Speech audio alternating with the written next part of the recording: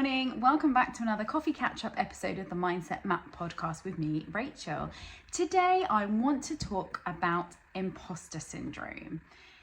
And the first thing I want to say, I want to just put out there is it is super common and super normal.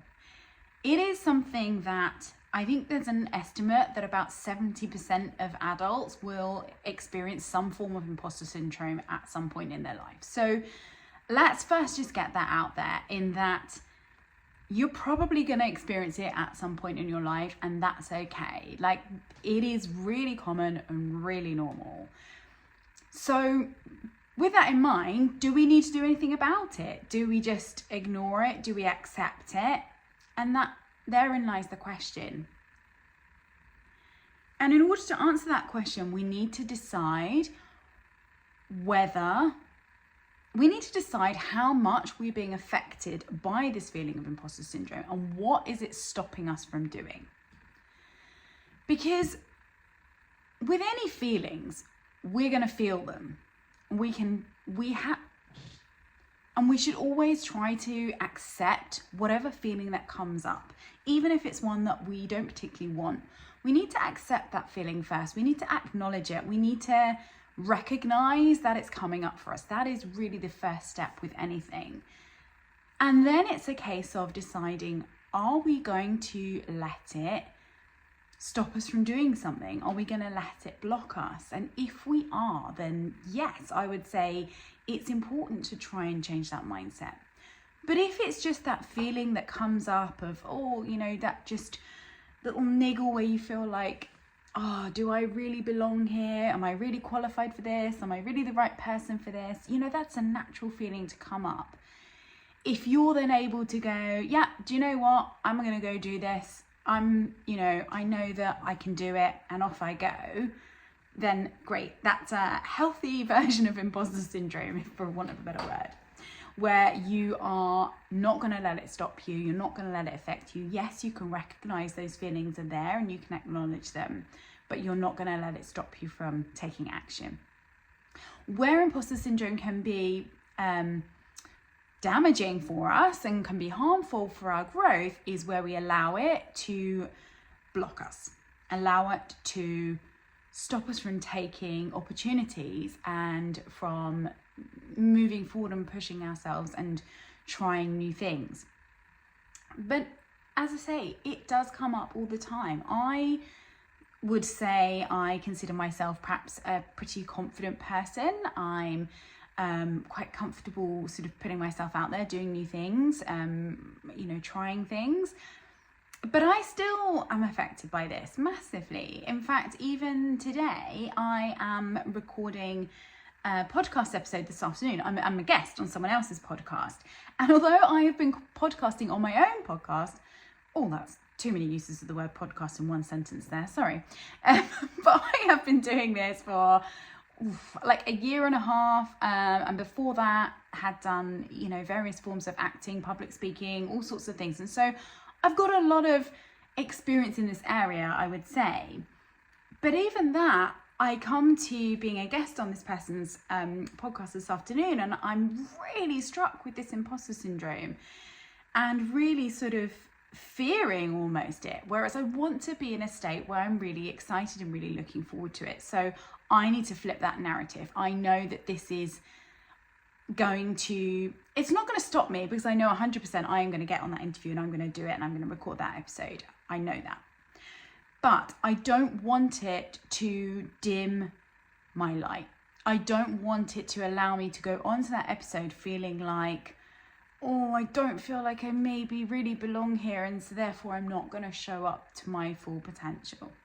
And so that's why I want to look at it and I want to question it. So the first step is always acknowledging it. So I acknowledge it's there. What is the second step? The second step is to question, is it going to stop me? Okay, no, in this case for me, it's not going to stop me. The third question to ask is it going to affect me? And for me, I could say, yes, actually, potentially it is going to affect me, because I can see myself maybe not being so confident when I speak, maybe not getting my point across how I want to, because just not feeling my best, most confident self. So then I ask myself, okay, so what can I do about it? And that's the question, is to then get into action. So getting into action for this, for me, looks like asking myself why it is that I feel this way, because it's not to do with confidence in actually just going on a podcast and talking and any of that, because I know that doesn't feel like an issue for me. So I know it's not that. What I know is it's about going on to talk somewhere, being seen as an expert, and I'm still on my journey of accepting that, you know, okay, I am an expert in mindset. I am someone who can talk about this, and I know that I can, but it's that feeling of, oh, do people really see me as an expert in this? Do people really want to hear what I specifically have got to say? So what do I ask myself? I look for evidence. I look at what makes me an expert. Okay, well, you know, I've done loads of training. I've read loads of books. I'm a qualified certified life coach, which has done loads of mindset work within my training. I'm still constantly doing loads of mindset work. I have a podcast called The Mindset Map, which I record an episode for every single week. I coach people on their mindset every week. I have a membership of ladies who come to me for help with their own mindset. So I give myself all these reasons to remind myself that, you know, I am an expert in this field. And let's just get a little bit more comfortable with that word expert, because I think that's what sometimes makes us feel a bit uncertain, and that's what leads to that imposter syndrome. But really, an expert is just somebody who perhaps knows a little bit more than the person next to them. You know, if I had someone sat next to me and I said, oh, do you know anything about mindset? Have you done any mindset work? And they say, oh, not really. Like, I've heard a few podcasts, like, you know, but, you know, don't really know much. Then I am an expert to them, because they don't know very much. And so I can share things that I've learned. I can share things that I have experienced. I can share my own story. And so that's what it's about. It's about getting comfortable with that sort of expert label, so that we then are able to go and give our best selves. And then the other thing that is really important to tell ourselves in these moments when we're feeling this imposter syndrome is everybody is drawn to different people for different reasons. So you could look, and I do this often, where I see other coaches who I just think I really, really resonate with them, and I really relate to them, and I just think they are wonderful, wonderful leaders in their field. And I look at people like that and I get imposter syndrome, because I think, why would someone want to listen to me? Why would someone want to come to me for coaching when they could go to someone like that? But what I have to stop to remember is that I am not necessarily my own ideal client. Does that make sense? Because where I'm at in my journey now, having done lots of work on my own mindset, I'm probably not looking for someone like me, but somebody who has much less experience in this area, who maybe is struggling with their own confidence, who is really doubting themselves and really just wanting to work with someone who can help them through that. They're going to be drawn to somebody like me because it feels more probably approachable for them. It feels more real. And you're kind of drawn to those people that are on the same journey as you, and maybe just like a step or two ahead on the ladder. And so that's the important message to remind ourselves, is that we don't need to be some guru. We don't need to be, you know, Jay Shetty in order for somebody to be, you know, inspired by us or interested in what we're saying and maybe want to work with us. And so that's the thing that I remind myself when the imposter syndrome kicks in. So let's remember those steps. We recognize it, we accept, and we acknowledge that the feeling is there. We ask ourselves, is it going to stop us from doing something?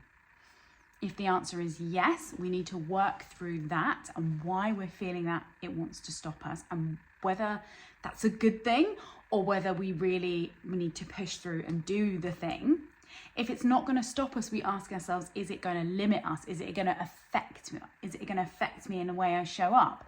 If yes, then we need to dig into that work and look at what evidence we have that places us to be there and means that we are the right person to be there.